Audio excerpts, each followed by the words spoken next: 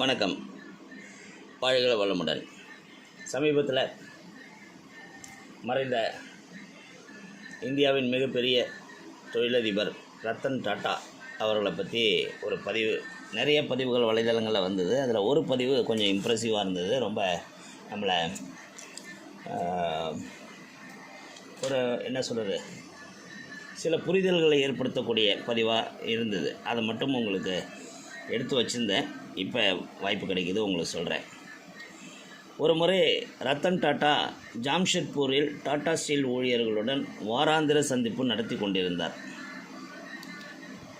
ஒரு தொழிலாளி ஒரு தீவிரமான பிரச்சனையை கையில் எடுத்தார்.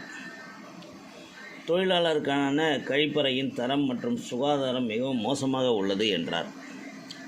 அதேபோல் நிர்வாக அதிகாரிகள் கழிப்பறைகளின் தூய்மை மற்றும் சுகாதாரம் எப்போதும் மிகவும் நன்றாக இருப்பதாக அவர் சுட்டி காட்டினார். அதாவது வெல்ஃபேர் மீட்டிங்னு சொல்லலாம். அந்த வெல்ஃபேர் மீட்டிங்கில் ஒர்க்கர்ஸில் சொல்கிறாங்க, எங்கள் டாய்லெட் பாத்ரூம்லாம் ரொம்ப மோசமாக இருக்குது, ஆனால் ஆஃபீஸர்ஸோட டாய்லெட் பாத்ரூம்லாம் ரொம்ப நல்லா மெயின்டைன் பண்ணுறாங்க, எங்கள் இது சரியாக மெயின்டைன் பண்ண மாட்டேங்கிறாங்க சார்னு சொல்லி ஒரு கம்ப்ளைண்ட் சொல்கிறாங்க ரத்தன் டாட்டா கிட்ட. உடனே ரத்தன் டாட்டா அங்கே இருக்க ஹை அஃபிஷியல்கிட்ட திரும்பி பார்த்து, இதை சரி பண்ணுறதுக்கு எவ்வளோ நேரம் ஆகும், எவ்வளோ நாள் ஆகும், என்ன செய்யணும்னு கேட்குறாரு. அதுக்கு ஒரு மேனேஜர், இதை சரி செய்ய 1 மாதம் வேணும் சார் என்ன சொல்கிறாரு. உடனே ரத்தன் டாட்டா சொல்கிறது, 1 நாளில் சரி செய்ய விரும்புகிறேன், இதை 1 மாதம்லாம் தள்ளி போட முடியாது, ஒரே நாளில் செய்யணும். என்ன பண்ணலாம்? சரி, ஒன்று பண்ணலாம், ஒரு கார்பெண்டரை இங்கே வர சொல்லுங்கள், நான் அவர் கூட சில வேலைகள் செய்யணும்னு சொல்கிறாரு. அடுத்த நாள் ஒரு கார்பெண்டர் வந்துடுறாரு. அவர் ரத்தன் டாட்டா சொல்கிறாரு, இங்கேருந்து போப்பா, போய் ஆஃபீஸர் டாய்லெட் என்ன இருக்குது இல்லையா, அந்த ஆஃபீஸர் டாய்லெட்னு இருக்கிற சைன் போர்டை அங்கேருந்து பிரித்து எடுத்துகிட்டு வந்து ஒர்க்கர்ஸ் டாய்லெட் இருக்கிற இடத்துல ஃபிக்ஸ் பண்ணிவிடு. ஒர்க்கர்ஸ் டாய்லெட்னு இருக்கிற இடத்துல இருக்கிறதில் எடுத்துகிட்டு போய் அங்கே ஆஃபீஸர் டாய்லெட்டுங்கிற போர்டை மாட்டு அப்படின்னு சொல்கிறாரு. இப்படி மாற்றுறது மட்டும் இல்லை, இப்படி மாட்டிட்டா சரி ஒரு நாளில் இது சரியாயிடும் அப்படின்னு நினச்சா அதான் இல்லை. தொடர்ந்து எது செஞ்சாலும் அதில் ஒரு தொடர்ச்சி இருக்கணும்.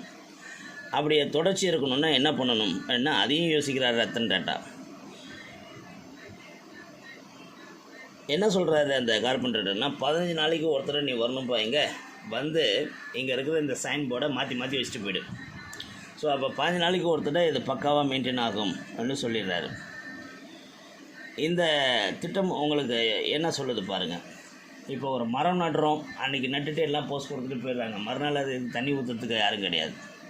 அப்போது ஒரு திட்டம், ஒரு மாற்றம், ஒரு செயல் என்ன, அதோட தொடர்ச்சி என்னங்கிறதையும் சிந்தித்ததுனால தான் ரத்தன் டாட்டா இவ்வளோ நாள் ஒரு பெரிய மனிதராக வாழ்ந்து மறைந்திருக்கிறார். ஸோ அதனால் எந்த செயல் செஞ்சாலும் அதோட கான்சிக்வன்ஸ் என்ன, அதுக்கு அடுத்து நம்ம என்ன செய்யணும் அதையும் சேர்த்து யோசிக்கணும். அதனால தான் அந்த 3 நாளில் 2 டாய்லெட்டும் ஒரே மாதிரி க்ளீனாக இருந்ததுன்னு சொல்கிறாங்க. இதில் ஒழுக்கம்ங்கிறது ரொம்ப ரொம்ப முக்கியம். அதே போல் ஒரு சிக்கலுக்கு தீர்வு காண்பதற்கு நம்ம ஆக்கப்பூர்வமான சிந்தனை தேவை. ஏன்னா இதை டாய்லெட்டை நாங்கள் சரி பண்ணுறதுக்கு என்ன ஒரு 1 மாதம் கேட்டது கம்ப்ளீட்டாக ரெனோவேஷன் பண்ணுறதுக்கு. அந்த ரெனோவேஷனுக்கு அவ்வளோ டைம் தேவையில்லைங்கிறத ரத்தன் டாட்டா உணர்ந்ததுனால தான் இப்படி மாற்றுறாரு. ஸோ அதனால் இந்த தலைமை பண்பு, லீடர்ஷிப் குவாலிட்டிங்கிறதுனா த குயிக் டிசிஷன். அந்த குயிக் டிசிஷனுங்கிறது வைஸ் டிசிஷனாக இருக்கணும். அந்த வைஸ் டிசிஷனுங்கிறது கண்டினியூட்டி, அதை சார்ந்து இருக்கணும். அப்போ அந்த செயல் முழுமையடைகிறதுங்கிறத உணரணும். அதனால் இந்த மாதிரி நல்ல விஷயங்களை ரத்தன் டாட்டாவை பற்றி கூட இதை பிள்ளைகளுக்கு எடுத்து சொல்லுங்கள். வாழ்க வளமுடன்.